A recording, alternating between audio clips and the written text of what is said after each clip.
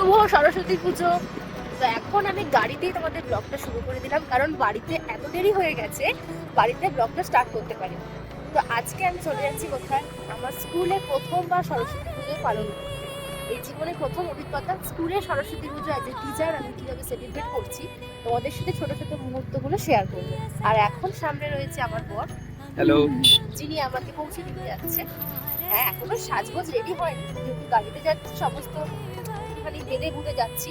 স্কুলে গিয়ে অনেক ছবি তুলবো, অনেক ভিডিও করবো, সবাইকে দেখাবো, আর ঠাকুরটা কেমন আছে সেটাও দেখাবো, আর আমাদের স্কুল কিভাবে সেজে উঠেছে সেটাও তোমাদের সাথে শেয়ার করবো। আর আমাকে কেমন লাগছে তোমরা যদি কমেন্টস করে জানিও। বিয়ের পর প্রথম সরস্বতী পুজো বলে কথা। একদম একদম। একদম।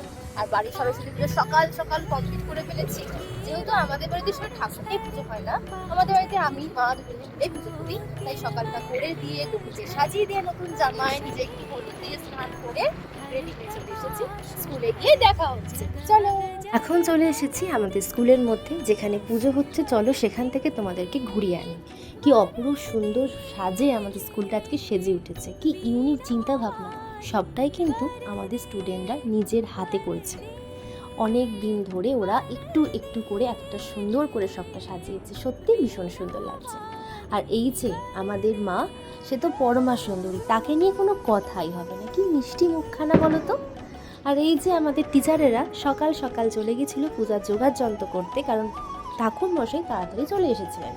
আর অন্যদিকে পুষ্পাঞ্জলি শুরু হয়ে গেছিল, কত ছাত্রছাত্রী, টিচার, তার গার্জেন সকলে মিলে পুষ্পাঞ্জলি দেওয়া হয়েছিল।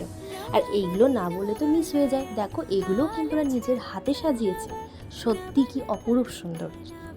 আর এরপর আমাদের স্কুলকে একবার না দেখালে হয় বলো। আজ আমাদের স্কুল সেজে উঠেছিল বাণী বন্দনায়, প্রচুর মানুষের ঢল। আর সেই সব এই বাটারফ্লাইটা ছিল আমাদের আজকে বিশেষ আকর্ষণ।